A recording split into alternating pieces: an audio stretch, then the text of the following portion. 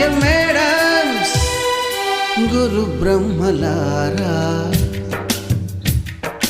ఎక్కడో పుట్టి ఎక్కడో పెరిగి ఇక్కడే కలిశాము చదువులమ్మ చెట్టు నీడలో. వీడలేమంటూ వీడుకోలంటూ వెళ్ళిపోతున్నాము చిలిపి తనకు చివరి మలుపులో.